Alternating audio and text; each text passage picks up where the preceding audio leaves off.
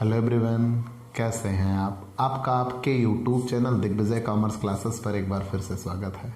हम आपके लिए अपने इस YouTube channel Digvijay commerce classes पर बीकॉम के सिलेबस के कंपलसरी सब्जेक्ट इनकम टैक्स की पूरी एक सीरीज लेके आ रहे हैं, जिसमें आपको एक तरफ से हर एक रूल और उनके प्रैक्टिकल क्वेश्चन 1 बाय 1 मिलते हैं। आप हमसे जुड़कर अपने कॉमर्स की पढ़ाई एक प्रॉपर वे में पूरी कर सकते हैं। जैसी पढ़ाई आप पाना चाहते हैं, यहाँ बिल्कुल वैसी ही पढ़ाई आपको अवेलेबल कराई जाती है। हम आपकी हर एक ज़रूरतों को समझते हैं, क्योंकि हम आपके बीच में रहते हैं। हमें ये पता है एक विद्यार्थी अपने टीचर से क्या एक्सपेक्ट करता है। हम 14 साल से ऑफलाइन कोचिंग में ही रहे हैं। ऑफलाइन कोचिंग आपके लिए क्यों बेहतर बनी, ये हमें पता है। उन्हीं खूबियों को समेटे हुए हम आपके लिए ऑनलाइन नेटवर्क पर क्लासेस लेके आ रहे हैं। तो अब आप अपनी पढ़ाई अपनी शर्तों पर अपने घर बैठे पूरी कर सकते हैं। अगर आप बीकॉम या एमकॉम के छात्र हैं, तो आपके जितने भी सब्जेक्ट बनते हैं, चाहे वो थ्योरेटिकल सब्जेक्ट हो या न्यूमेरिकल, उनकी स्पेशल कोचिंग क्लासेस आपको यहाँ इस YouTube channel Digvijay commerce classes पर अवेलेबल मिलती है। आप हमसे जुड़कर अपनी पढ़ाई को एक नया आयाम दे सकते हैं। तो प्यारे दोस्तों, अगर आप हमसे नए जुड़ रहे हैं, तो सबसे पहले हमारे इस YouTube channel Digvijay commerce classes को सब्सक्राइब करिए, शेयर करिए, बेल आइकन दबाइए, ताकि आपको हमारे लेटेस्ट वीडियोज़ के अपडेट मिल सके। आप हमसे पेड क्लास भी ले सकते हैं। पेड क्लास पाने के लिए आप हमारे व्हाट्सएप नंबर पर व्हाट्सएप करिए, मैसेज करिए, आपको पेड क्लास की पूरी जानकारी दे दी जाएगी, जिसमें आप बहुत थोड़े से शुल्क का भुगतान करके हमसे एक रेगुलर क्लास पाते हैं। पीडीएफ मिलेगा, डाउट सेशन रखा जाएगा, क्वेश्चन पेपर सॉल्व कराए जाएंगे। तो ये सब कुछ पाने के लिए आप हमसे पेड क्लास ले सकते हैं। प्यारे दोस्तों, आज हम आपके लिए सही मायनों में इनकम टैक्स की आत्मा, the soul of income tax, आपको बताना चाहते हैं। आपने इनकम टैक्स की डेफिनेशन में ये पढ़ा कि आयकर आय पर लगने वाला कर है, मान लिया। आपने ये भी पढ़ा कि कर एक अनिवार्य अंशदान है जो सरकार हमसे आपसे लेती है, मान लिया। आपने ये भी पढ़ा कि हम अपनी आय की पूरी विवरणी, आय का पूरा ब्यौरा आयकर ऑफिस में जमा करते हैं। वो सारी बातें सर्वथा सत्य हैं, वो सारी बातें हमारे संज्ञान में हैं, हम उनको मानते भी हैं, जानते भी हैं। लेकिन फिर भी हमें ये जानना है कि सरकार इनकम टैक्स आखिर वसूलेगी कैसे, मतलब कर निर्धारण का प्रकार क्या होगा, मतलब एक सरकार कर कैसे वसूलती है, या यूं कह लीजिए वसूलना तो अभी आगे और बात ही आगे की रिकवरी कैसे करेगी वो एक अलग टॉपिक बन जाता है। बेसिकली यहाँ ये जानिए कि सरकार कर लगाएगी कैसे, असेसमेंट कैसा होगा, हमें ये जानना है। हमें कर निर्धारण के प्रकार जानने हैं। लेकिन वो तो ठीक है, मैंने यहाँ बोर्ड पर आपको कर निर्धारण के बारे में लिख रखा है। मैंने यहाँ बोर्ड पर आपके लिए कर निर्धारण के बारे में लिख रखा है, लेकिन साथ ही साथ मैंने बोर्ड पर एक दूसरी चीज भी लिख रखी है, pan card, permanent account number. ये दो ऐसे क्वेश्चन हैं जो एक ही लेसन में हैं, और दोनों एक से बढ़कर एक महारथी क्वेश्चन है। पैन कार्ड आज हर एक व्यक्ति की जेब तक पहुंच चुका है, आज सबकी ज़रूरत बन चुका है। तो पैन कार्ड भी एग्ज़ाम पर्पज से महत्वपूर्ण बनता है। और अगर हम इनकम टैक्स पढ़ ही रहे हैं, तो हमें तो ये जानना कंपलसरी ही है कि गवर्नमेंट इनकम टैक्स आखिर लगाती कैसे है। कितना लगाती है वो अलग मुद्दा है, ठीक, कब लगाती है वो अलग मुद्दा है, हम देते कहाँ से हैं वो अलग मुद्दा है, कर निर्धारण का प्रकार क्या होगा ये अलग मुद्दा है। हमें यहाँ ये जानना है। तो मैंने आपसे ये कहा, मैंने आपको ये बता दिया कि आयकर आय पर लगने वाला कर है, आपने ये मान लिया। आपने ये मान लिया कि हम अपनी आय का पूरा ब्यौरा आयकर ऑफिस में जमा कर देते हैं, आय की विवरणी हो गई। लेकिन जब सब कुछ हमने कर दिया तो सरकार या इनकम टैक्स डिपार्टमेंट कर कैसे लगाएगा? तो कर निर्धारण का प्रकार क्या होगा, हमें वो आज की इस वीडियो क्लास में जानना है, जो कि सही मायनों में सबसे ज़्यादा बड़ा इंपॉर्टेंट क्वेश्चन इनकम टैक्स का बनता है। आपने बहुत कुछ पढ़ लिया, सैलरी ऐसे निकालेंगे, हाउस प्रॉपर्टी ऐसे निकालेंगे, बिजनेस प्रोफेशन ऐसे निकालेंगे, कैपिटल गेन, अदर सोर्सेज, धारा 80C से 80U की छूट घटाना, एक्सेट्रा एक्सेट्रा। इनकम टैक्स के महारथी बन बैठे, लेकिन इतना होने के बावजूद आपको ये ना पता हुआ कि कर निर्धारण कैसे किया जाएगा, खत्म है, पूरा ज्ञान आपका शून्य हो जाएगा। तो सही मायनों में ये इनकम टैक्स का सबसे महारथी क्वेश्चन है। और अगर मैं एग्जामिनर रहूं या मैं पेपर सेट करने वाला व्यक्ति रहूं तो पहला क्वेश्चन ये एग्जाम में ज़रूर मिलेगा कि कर निर्धारण के प्रकार क्या है। चलिए, वो तो बात भावनात्मक पहलुओं की हुई। और दूसरा, pan card, permanent account number. तो मैंने अपनी पिछली क्लास में भी ये कहा था कि मैं आपको विद्वता प्रदान करने नहीं आया, मैं आपको वो चीज़ें बताने आया हूँ जो आप एग्ज़ाम में लिखने जा रहे हैं, जिनके ज़रिए आप अपने एग्ज़ाम में ज़्यादा से ज़्यादा नंबर बना सकते हैं, मैं वो बताने आया हूँ। मैं एक क्वेश्चन समझाने आया हूँ जिसमें आपको 4 पेज का मैटर मिल जाए, वही आपके लिए परफेक्ट है। अगर आपको शास्त्रार्थ करना है, ज़्यादा नियमों के बारे में जानकारी चाहिए, तो आइए व्हाट्सएप पे आते हैं, मिलते हैं, वहाँ चर्चा होगी। क्योंकि इनकम टैक्स अपने आप में एक महारथी सब्जेक्ट है, हमारे और आपके पास उतना समय नहीं है। चलिए, ये आत्मविश्वास की बात है, नॉट ए प्राउड। चलिए, अलग बात, हम बात कर लेते हैं पैन कार्ड। आखिर परमानेंट अकाउंट नंबर कहते किसे हैं? तो पहली चीज़ तो ये कि धारा 139A में आता है, धारा 139A में आता है pan card. Permanent account number, इसका पूरा नाम अस्थाई खाता संख्या। ये व्यक्ति को उसकी पहचान के लिए आयकर विभाग द्वारा आवंटित किया जाता है, या आप ऐसा भी कह सकते हो बोलचाल की भाषा में, करदाता को उसकी पहचान के लिए आयकर विभाग द्वारा दिया जाता है। लेकिन करदाता शब्द तो बात की बात हुई, आजकल तो ये पैन कार्ड सभी व्यक्ति बनवा लेते हैं, चाहे उनको इनकम टैक्स पे करना हो या ना करना हो, तो वो अलग मुद्दा बन जाता है। तो हम यहाँ ये कह सकते हैं कि परमानेंट अकाउंट नंबर, अस्थाई खाता संख्या, आयकर विभाग द्वारा व्यक्ति को उसकी पहचान के लिए दिया जाता है। ये प्लास्टिक का एक लैमिनेटेड कार्ड होता है, बिल्कुल ATM जैसा, आपके पास होगा तो ज़रूर। ये प्लास्टिक का एक लैमिनेटेड कार्ड होता है, इसमें करदाता की फ़ोटो आइडेंटिटी प्रूफ जिसे कहते हो, पीछे उसका एड्रेस भी होगा, फ्रंट पे फ़ोटो के साथ उसकी सिग्नेचर होगी और 10 अंकों की एक खाता संख्या होगी। उसमें कुछ अल्फ़ाबेटिकल होंगे, कुछ न्यूमेरिक कीज़ होंगी। ये चीज़ें आपको मिला के 10 अंकों की एक खाता संख्या बनाई जाती है। तो मैंने क्या बताया, ये प्लास्टिक का एक लैमिनेटेड कार्ड होगा, 10 अंकों की एक खाता संख्या होगी जो कुछ गिनती और कुछ अल्फ़ाबेटिकल को मिलाकर 10 अंकों की एक खाता संख्या आपके लिए बना दी जाती है। और ये आयकर विभाग द्वारा व्यक्ति को उसकी पहचान के लिए आवंटित किया जाता है, जिसमें आपका फ़ोटो आइडेंटिटी प्रूफ आपकी सिग्नेचर के साथ होती है और पीछे आपका एड्रेस प्रूफ होता है। ये तो बात थी। एक माइनर व्यक्ति भी अपना बनवा सकता है, बस उसके फ़ोटो और सिग्नेचर की बात वहाँ पे नहीं रहती। ये चीज़ें माइनर भी, लेकिन फिर 18 के बाद फिर से उसको बनवाना पड़ता है। ये चीज़ आप इतना याद रखिएगा।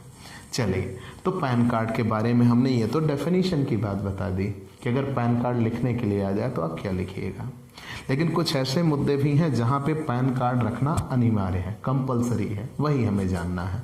मतलब वो क्या परिस्थितियाँ होंगी जब हमें पैन का उल्लेख करना ही होगा। पहली तो ये, यदि उसकी आय करमुक्त सीमा से अधिक है। बेसिकली हमारे यहाँ करमुक्त सीमा क्या कही गई है, अगर किसी आप सामान्य व्यक्ति की बात कर रहे हैं जिसकी उम्र 60 साल से कम है तो उसके लिए 2.5 लाख, अगर जिसकी उम्र 60 साल से अधिक 80 साल से कम है तो उसके लिए 3 लाख, और जिसकी उम्र 80 साल से अधिक है तो उसके लिए 5 लाख। तो अगर किसी व्यक्ति की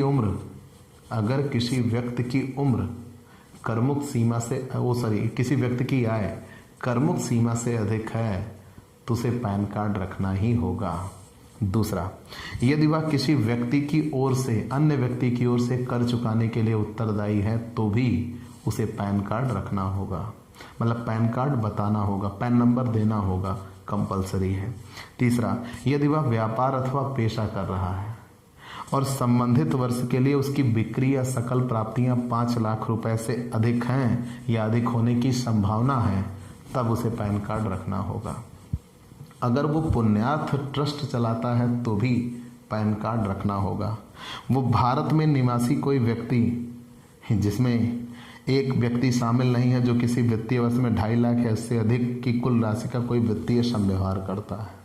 अगर वो आयातक या निर्यातक है, एक्सपोर्टर या इंपोर्टर है, विदेशों से माल खरीदता या बेचता है, तो उसे पैन कार्ड रखना ही होगा। मैंने क्या कहा, अगर किसी व्यक्ति की आय कर मुक्त सीमा से अधिक है तो पैन कार्ड रखेगा। अगर वो एक्सपोर्टर या इंपोर्टर है तो पैन कार्ड देना अनिवार्य है। अगर वो किसी दूसरे व्यक्ति की आय पर कर देने के लिए उत्तरदायी है तो पैन कार्ड देना अनिवार्य है। अगर पुण्यार्थ ट्रस्ट चलाता है तो पैन कार्ड देना अनिवार्य है। अगर वो व्यापार अथवा पेशा से आय रखता है, उसकी कुल बिक्री या सकल प्राप्तियां 5 लाख रुपए से अधिक हैं या अधिक होने की संभावना है तो पैन कार्ड रखना अनिवार्य है। अगर वो केंद्रीय उत्पाद शुल्क 1994 के अंतर्गत करदाता है तो पैन कार्ड रखना पड़ेगा। सेवा शुल्क के अंतर्गत करदाता है तो पैन कार्ड रखना पड़ेगा। धारा 57A(E) के अंतर्गत बीजक जारी करता है तो पैन कार्ड रखना पड़ेगा। ये चीज़ें हमने आपको बता दिया। लेकिन मान लीजिए यदि किसी करदाता को अभी तक कोई पैन कार्ड अलॉट नहीं हुआ और उसे पैन कार्ड दिखाना है तो वो निर्धारित अवधि में फॉर्म संख्या 49A भरेगा और भर के इसके लिए आवेदन पत्र दे देगा और फिर उसका पैन कार्ड अलॉट होगा। तो केंद्रीय सरकार किसी ऐसी सूचना को एकत्रित करने के लिए, अधिनियमों के प्रायोजनों के लिए उपयोगी या सुसंगत हो सकती है, उसके जरिए वो सूचना हमसे इकट्ठा कर लेगा। चलिए, ये तो हमने पैन कार्ड के बारे में आपको बताया कि किन परिस्थितियों में पैन कार्ड प्राप्त करना आवश्यक है। लेकिन वो कौन कौन से ऐसे मुद्दे हैं जहां हम पैन का उल्लेख करते हैं? भाई, एक तो आप जानते हो, आप बेसिकली अभी वर्तमान में क्या प्रचलन में आया है कि अगर आप बैंक में खाता खुलाने जा रहे हो तो पैन कार्ड आपसे मांग लिया जाता है। लेकिन बेसिक टर्म्स ये है कि अगर 50,000 रुपये या उससे अधिक की आप FD या TD भी अब तो अब आ गई है कि अगर आप DD या FD मतलब डिमांड डिपॉजिट या फिक्स डिपॉजिट आप करते हो और वो 50,000 रुपये से अधिक की है तो बिना पैन कार्ड के नहीं हो सकती है। 50,000 रुपये से अधिक जमा कर रहे हो या 50,000 रुपये से अधिक निकासी कर रहे हो तो पैन कार्ड लगेगा ही लगेगा। अगर आप कोई अचल संपत्ति बना रहे हो, हाँ, जिसे आप एक स्थान से दूसरे स्थान तक नहीं ले जा सकते, अचल संपत्ति जैसे जगह या जमीन, और वो 10 लाख रुपए से अधिक की वैल्यू उसकी है तो आपको पैन कार्ड दिखाना होगा। अगर कोई मोटर वाहन खरीद रहे हो, 2 पहिया बाइक को छोड़कर, अगर 4 व्हीलर खरीद रहे हो तो आपको पैन कार्ड दिखाना होगा। अगर आप FD करते हो, 50,000 रुपये से ज़्यादा की FD करते हो तो आपको पैन कार्ड दिखाना होगा। किसी होटल का आप बिल जमा करते हो, 25,000 रुपये से ज़्यादा अगर आपका होटल बिल आता है तो आपको दिखाना होगा पैन कार्ड। विदेश यात्रा में जाते हो, एक बार में विदेश यात्रा या विदेशी मुद्रा खरीदने के लिए रोकड़ में 50,000 रुपये से अधिक का भुगतान करते हो तो भी आपको पैन कार्ड दिखाना होगा। तो ऐसे ही जीवन बीमा पॉलिसी में एक वित्तीय वर्ष में 50,000 रुपये से अगर अधिक का भुगतान किया तो आपको पैन कार्ड दिखाना होगा। ऋण पत्र या बांड अगर 50,000 रुपये से अधिक का भुगतान किया तो पैन कार्ड दिखाना होगा। फिर ऐसे ही एक बार में होटल बिल 50,000 अब कर दिया गया, पहले 25,000 था, 50,000 कर दिया गया। अगर किसी होटल बिल आप 50,000 रुपये से अधिक पे करते हो तो आपको पैन कार्ड दिखाना होगा। तो ऐसे ही तमाम चीज़ें हैं जिसमें 50,000 का क्राइटेरिया कर दिया गया है कि अगर आप 50,000 रुपये से अधिक की पेमेंट करते हो तो बिना पैन कार्ड मेंशन किए आप पेमेंट नहीं कर सकते। और इसका फ़ायदा क्या होता है? पैन कार्ड के ज़रिए ही आयकर हमारे लेन देनों पर निगाह रखता है और उससे ये पता लगता है कि कहीं किसी व्यक्ति के पास आय से अधिक तो संपत्ति नहीं बन रही है। अगर ऐसा है तो हमारे लेन देनों पर गुप्त निगाह वो इसी के माध्यम से रखता है और छापे आदि के ज़रिए वो तलाशियाँ लेकर हमसे कर वसूल सकता है। तो पैन कार्ड आयकर विभाग द्वारा व्यक्ति को उसकी पहचान के लिए आवंटित किया जाता है और ये दो लोगों के कभी भी एक नहीं हो सकते, ये विशेष रूप से याद रखिएगा। चलिए, पैन कार्ड तो हमने आपको समझा दिया। अब हम अपने आज के सबसे महत्वपूर्ण टॉपिक पे आते हैं, कर निर्धारण के प्रकार, टैक्स असेसमेंट। तो अगर किसी व्यक्ति ने अपनी आय की पूरी विवरणी आयकर ऑफिस में जमा कर दी, या हो सकता है ना जमा किया हो, तो सरकार या इनकम टैक्स डिपार्टमेंट उससे कर कैसे वसूल करेगा, हमें यही इस टॉपिक के अंतर्गत जानना है। जैसे एक व्यक्ति 1 अप्रैल से लेकर 31 मार्च तक कमाता है, पूरे 1 साल उसने कमाई की, और जैसे ही उसका वो 1 साल बीता, 1 साल बीतने के बाद अगला वर्ष लग गया, फिर से 1 अप्रैल आ गया, अप्रैल मई जून जुलाई, 4 महीने तो व्यक्ति के लिए दे दिया, अप्रैल मई जून जुलाई अगस्त सितंबर, 6 महीने तो कंपनी के लिए दे दिया। धारा 92 में आते हैं तो अप्रैल मई जून जुलाई अगस्त सितंबर अक्टूबर नवंबर, 8 महीने दे दिया। तक वो अपनी आय का पूरा ब्यौरा आयकर ऑफिस में जमा करता है, फिर उस पर कर लगता है। ये एक तो एक सिंपल तरीका था, लेकिन कुछ ऐसे भी होते हैं जो अपनी आय की विवरणी जमा ही नहीं करते, तो उन पे कर कैसा लगता है, हमें यही इस बिंदु में आपको समझाना है कि कैसे, आखिर किन परिस्थितियों में आयकर का निर्धारण होगा। तो कर निर्धारण के कितने प्रकार हैं? 4। एक तो स्वयं कर निर्धारण, जिसे सेल्फ असेसमेंट बोलते हैं, स्वयं कर निर्धारण। एक नियमित कर निर्धारण, जिसे रेगुलर असेसमेंट बोलते हैं, और एक सर्वोत्तम निर्णय कर निर्धारण, जिसे बेस्ट जजमेंट असेसमेंट बोलते हैं, और एक होता है पुनः कर निर्धारण, जिसे रीअसेसमेंट बोलते हैं। मतलब कर निर्धारण के कितने प्रकार हैं? 4। फिर से जान लीजिए, कर निर्धारण के कितने प्रकार यहाँ बताए गए हैं? 4। स्वयं कर निर्धारण, नियमित कर निर्धारण, सर्वोत्तम निर्णय कर निर्धारण और पुनः कर निर्धारण। और ये अपने आप में सारे एक एक क्वेश्चन हैं। सर्वोत्तम निर्णय कर निर्धारण एक क्वेश्चन आता है, नियमित कर निर्धारण एक क्वेश्चन आता है, और अगर कर निर्धारण पूछा गया तब तो आपके लिए लिखने का मैटर ज़्यादा होगा, लिखना कम होगा। लेकिन अगर ये चीज़ें अलग से आ गई तो लिखने के लिए मैटर कम होंगे, फिर लिखना ज़्यादा होगा। तो वो आपके अपने बुद्धि विवेक पे तैयार करता है कि आप किस चीज़ के लिए कितना मटेरियल तैयार करते हैं। मतलब सही मायनों में यह है कि क्वेश्चन ऐसा आना चाहिए कि कर निर्धारण के प्रकार बताइए। तो अगर कर निर्धारण के प्रकार पूछा गया तो आपको चारों को थोड़ा थोड़ा एक्सप्लेन करना होगा। और अगर आपसे पूछ लिया गया कि स्वयं कर निर्धारण क्या है, नियमित कर निर्धारण क्या है, सर्वोत्तम निर्णय कर निर्धारण क्या है, पुनः कर निर्धारण क्या है, तब तो फिर तो आपको एक एक ही लिखना होगा।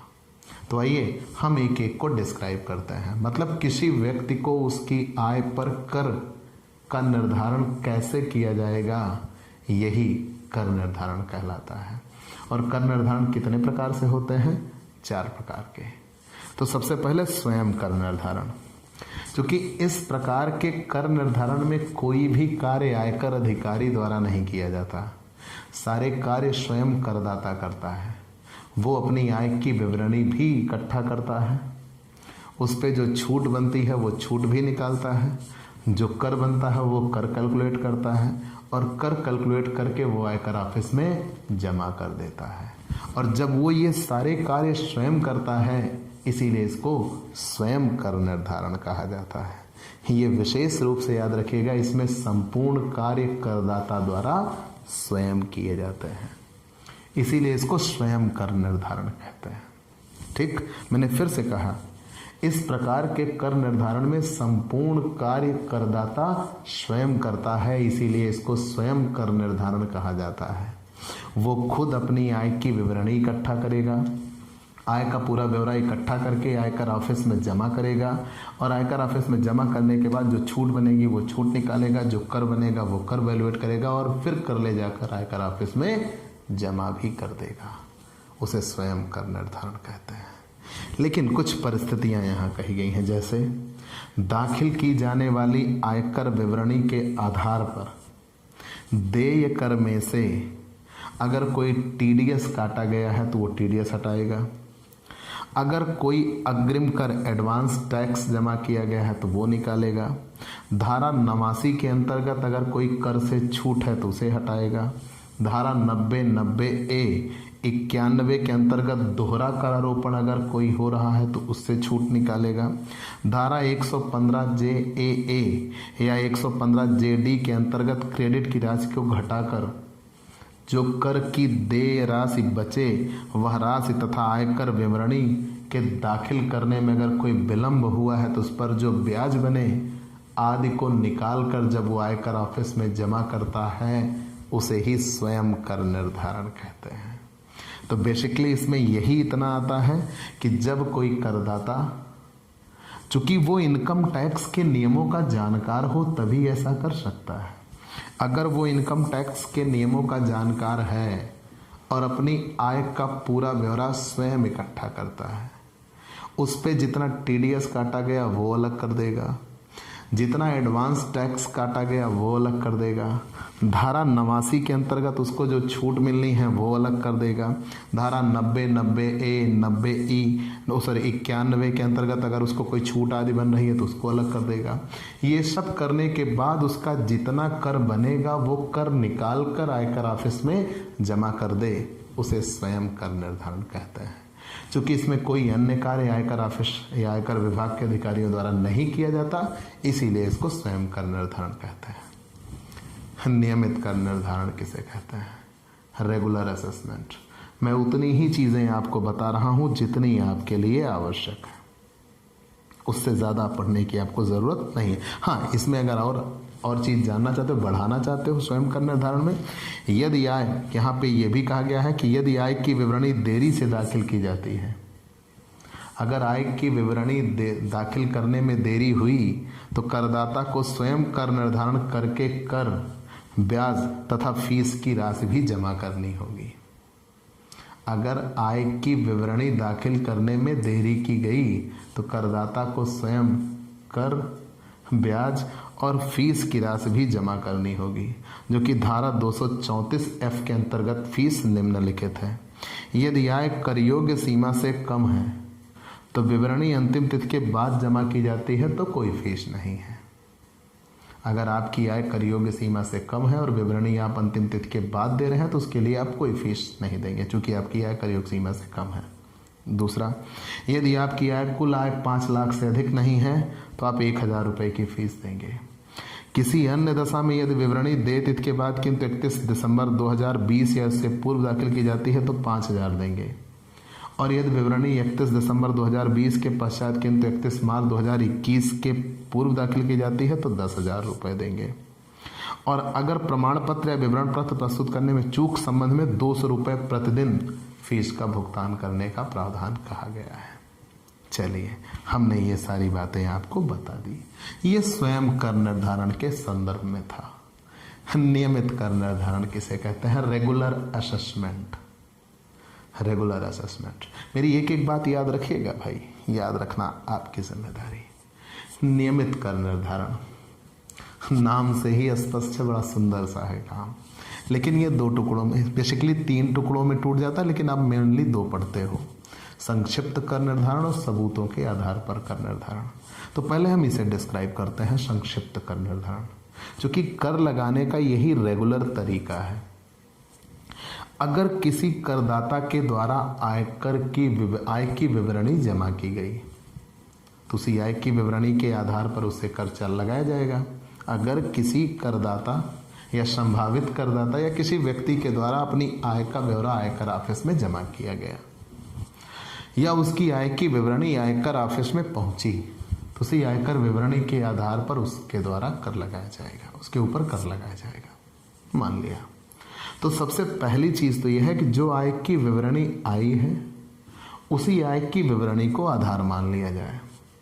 जब उसी आय की विवरणी को आधार मान लिया जाए, ध्यान दीजिएगा, जब आयकर विवरणी दाखिल कर दी जाती है तो कर निर्धारण अधिकारी बिना करदाता को बुलाए तथा बिना पूछताछ के कर निर्धारण कर देता है, तो उसे ही संक्षिप्त कर निर्धारण कहते हैं। मतलब आपने आय की विवरणी दाखिल की तो आपके द्वारा दाखिल की गई आय की विवरणी को सही माना गया सामान्य परिस्थितियों में।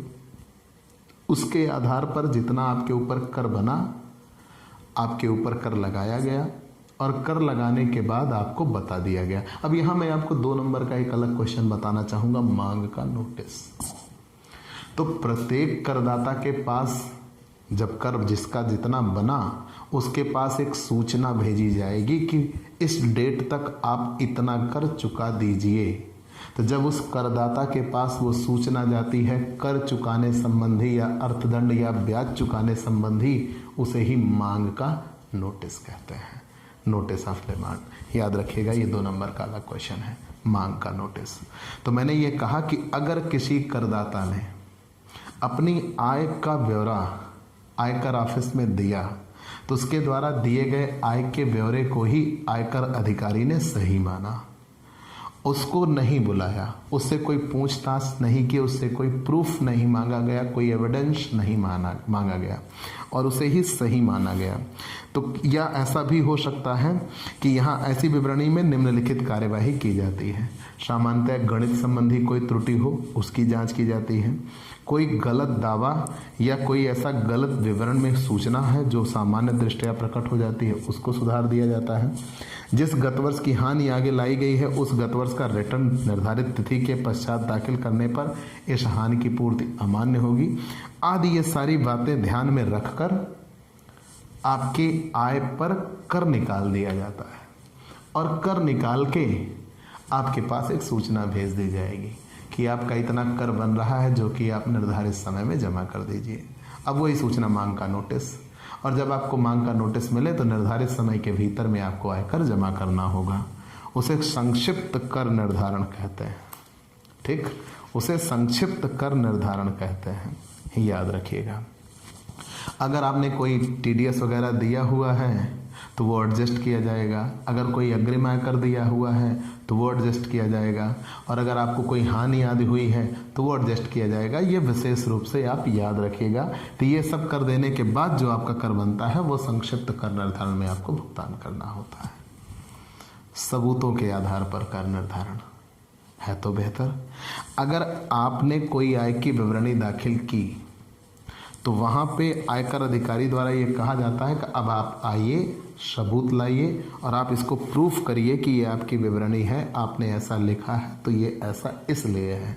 मतलब वो आपसे उसका प्रूफ मांगते हैं, और जब आप प्रूफ लेके जाते हैं तो उन प्रूफ के आधार पर उसकी जांच की जाती है और जांच करने के बाद फिर आप पे कर लगाया जाता है, तब उसे सबूतों के आधार पर कर निर्धारण कहते हैं। और तब वहाँ पे कर निर्धारण करने के बाद फिर आपके पास मांग का नोटिस आएगा और आप उस मांग के नोटिस के आधार पर अपना कर जमा करते हैं। उसे सबूतों के आधार पर कर निर्धारण कहा जाता है। सबूतों के बाद कर निर्धारण किसे कहते हैं? नोटिस के उत्तर में करदाता द्वारा प्रस्तुत किए गए सबूत तथा कर निर्धारण अधिकारी द्वारा विशिष्ट बिंदुओं पर मांगे गए सबूतों को सुनकर कर निर्धारण अधिकारी के पास अन्य संबंधित सामग्री को विचार में रखकर कर निर्धारण अधिकारी जब कर लगाता है तब उसे कहते हैं सबूतों के बाद कर निर्धारण। मैंने क्या कहा? नोटिस के उत्तर में करदाता द्वारा प्रस्तुत किए गए सबूतों तथा कर निर्धारण अधिकारी द्वारा विशिष्ट बिंदुओं पर मांगे गए सबूतों को सुनकर तथा कर निर्धारण अधिकारी के पास अन्य संबंधित सामग्री को विचार में रखकर कर निर्धारण अधिकारी उसकी कुल आय तथा हानि निर्धारित करेगा और इसके आधार पर करदाता पर देय धन भी निर्धारित करेगा। तब उसे ही क्या कहा जाएगा? सबूतों के बाद कर निर्धारण। सर्वोत्तम निर्णय कर निर्धारण किसे कहेंगे? Best judgement. इसे तो एक पक्षीय कर निर्धारण भी कहा जाता है। सर्वोत्तम निर्णय कर निर्धारण को एक पक्षीय कर निर्धारण कहा जाता है। ऐसा क्यों? अगर कर निर्धारण अधिक मतलब मान लीजिए कि करदाता ने अपनी आय की विवरणी ही नहीं जमा किया, तो जब कर निर्धारण होना है और करदाता ने अपनी आय की विवरणी ही नहीं जमा किया तो आयकर अधिकारी आते हैं, भाई रेड वगैरह डाली, तो वो आपसे आपकी आय की विवरणी फिल कराएंगे। आपसे आय की विवरणी भराने के बाद जो उस पर उचित छूट आदि बनी वो निर्धारित किया और उस पर दंड स्वरूप या जो भी बना, और उसके बाद आपसे कर चार्ज करके ले जाएंगे। चूंकि ये सारे कार्य एक अधिकारी के मार्गदर्शन में या कह लीजिए उसके सानिध्य में होता है तो ये माना जाता है कि ये बेस्ट जजमेंट था आपके लिए और इसमें कहीं किसी प्रकार की कोई त्रुटि का अवसर नहीं होता। तो मैंने ये कहा कि जब करदाता कर निर्धारण के लिए कर निर्धारण अधिकारी को सहयोग नहीं करता, जब करदाता कर निर्धारण के लिए कर निर्धारण अधिकारी को सहयोग नहीं करता तो अधिकारी अपने पास एकत्रित सामग्री एवं तथ्यों के आधार पर आपके ऊपर कर लगाता है, तो उसे सर्वोत्तम निर्णय कर निर्धारण कहते हैं। और चूंकि ये एक पक्षीय नजरिया होता है, केवल कर निर्धारण अधिकारी का नजरिया होता है, इसीलिए इसे एक पक्षीय कर निर्धारण भी कहते हैं। और सर्वोत्तम कर निर्धारण से पूर्व करदाता को नोटिस दिया जाएगा और करदाता यह बताए कि उस पर सर्वोत्तम कर निर्धारण क्यों ना कर दिया जाए, और यदि करदाता इस नोटिस को संतोषजनक उत्तर नहीं देता तो उसके विरुद्ध ऐसा कर निर्धारण कर दिया जाएगा। ठीक, पहले उसके पास एक नोटिस भेजी जाएगी कि क्या आपके ऊपर सर्वोत्तम निर्णय कर निर्धारण कर दिया जाए, और अगर उसके बाद भी उसने संतोषजनक नोटिस नहीं दिया, संतोषजनक जवाब नहीं दिया तो उसके ऊपर सर्वोत्तम निर्णय कर निर्धारण कर दिया जाएगा। अब ये दो प्रकार से होता है, एक अनिवार्य सर्वोत्तम निर्णय कर निर्धारण और एक विवेकीय सर्वोत्तम निर्णय कर निर्धारण। अनिवार्य सर्वोत्तम निर्णय कर निर्धारण किसे कहते हैं? कर निर्धारण अधिकारी निम्न में से किसी भी दशा में सर्वोत्तम निर्णय कर निर्धारण कर सकता है। क्या? यदि करदाता अपनी आय का स्वैच्छिक अथवा नोटिस की प्राप्ति के बाद भी विवरणी दाखिल नहीं करता। अगर आपको नोटिस मिल गया फिर भी आपने आय की विवरणी दाखिल नहीं किया। यदि करदाता नोटिस के अनुसार लेखों अथवा अन्य प्रपत्र अथवा मांगी गई सूचनाएं प्रस्तुत नहीं करता तो आप पे अनिवार्य सर्वोत्तम निर्णय का निर्धारण कर दिया जाता है। और यदि करदाता नोटिस मिलने पर सुनवाई के लिए कार्यालय में उपस्थित नहीं होता तब आप पे अनिवार्य सर्वोत्तम निर्णय कर निर्धारण कर दिया जाएगा। विवेकीय सर्वोत्तम निर्णय कर निर्धारण कब होगा? याद रखिएगा एक बात, आपको सुनवाई के लिए बुलाया गया, आप नहीं आए। आपको आय की विवरणी जमा करने के लिए कहा गया, आपने जमा नहीं किया। आपसे नोटिस के अनुसार कोई प्रपत्र या सूचना मांगी गई, आपने नहीं दिया, तो अनिवार्य सर्वोत्तम निर्णय का निर्धारण आपके ऊपर कर दिया जाएगा, क्योंकि आप कर निर्धारण के लिए किसी भी प्रकार का कर निर्धारण अधिकारी को सहयोग नहीं दे रहे हैं। विवेकीय सर्वोत्तम निर्णय का निर्धारण किसे कहते हैं? यदि कर निर्धारण अधिकारी करदाता के हिसाब किताब की शुद्धता तथा पूर्णता से संतुष्ट ना हो, उन्हें यह लग रहा है कि उन्होंने हिसाब किताब सही से नहीं रखा, तो आपके ऊपर विवेकीय सर्वोत्तम निर्णय कर निर्धारण कर दिया जाएगा। दूसरा, सरकार द्वारा अधिसूचित मानकों के अनुसार आय की गणना नहीं की गई, तब आप पे विवेकीय सर्वोत्तम निर्णय कर निर्धारण कर दिया जाता है। ये सर्वोत्तम निर्णय कर निर्धारण होता है। फिर हम आते हैं पुनः कर निर्धारण, रीअसेसमेंट। पुनः कर निर्धारण किसे कहते हैं? यदि कर निर्धारण अधिकारी को यह विश्वास करने का कारण है कि किसी कर निर्धारण वर्ष के संबंध में कोई कर योग्य आयकर लगने से बच गई है। ध्यान दीजिएगा, विशेष बात, यदि कर निर्धारण अधिकारी को यह विश्वास करने का पर्याप्त कारण है कि किसी कर निर्धारण वर्ष की कोई कर योग्य आय कर लगने से बच गई है अथवा छूट गई है, तो वह धारा 148 से धारा 153 तक के प्रावधानों को ध्यान में रखते हुए ऐसी आय का कर निर्धारण अथवा पुनः कर निर्धारण कर सकता है। तो हमने आपसे क्या कहा? अगर कर निर्धारण अधिकारी को यह विश्वास करने का पर्याप्त कारण है कि आपके पास ऐसी कोई आय है जो कर लगाने से बच गई है या छूट गई है, तो धारा 148 से धारा 153 के प्रावधानों को ध्यान में रखते हुए आपके ऊपर दोबारा कर लगा सकता है। यह धारा 147 में है, जिसे पुनः कर निर्धारण कहते हैं। यदि करदाता ने आयकर विवरणी दाखिल नहीं की है, यदि उसकी कुल आय न्यूनतम कर योग्य सीमा से अधिक है, ऐसा आप कर सकते हैं। मान लीजिए आपने आय की विवरणी दाखिल ही नहीं की और बाद में कर निर्धारण अधिकारी को ये संज्ञान में आता है कि आपकी आय कर योग्य सीमा से अधिक थी, लेकिन फिर भी आपने आय की विवरणी दाखिल नहीं की थी, तो आप कर से बच गए थे, तब आप पे लगा दिया जाएगा। यदि करदाता ने आयकर विवरणी तो दाखिल कर दी परंतु उसमें कर निर्धारण नहीं हुआ तथा यह पाया जाता है करदाता ने विवरणी में अपनी आय कम दिखाई है, तो भी आप पे पुनः कर निर्धारण कर दिया जाएगा। और यदि कर निर्धारण तो हो गया है, लेकिन कुछ चीज़ें ऐसी हैं जिस पर कर निर्धारण सही से नहीं हुआ या गलत तरीके से हो गया या कर योग्य या कम निर्धारित की गई थी, जिसकी वजह से वो चीज़ें बच गई हैं, तो भी आप पे पुनः कर निर्धारण कर दिया जाता है। ठीक, तो ये सारी चीज़ें आपने जान लिया। हानि की सूचना मैं आपको पहले ही बता चुका हूँ।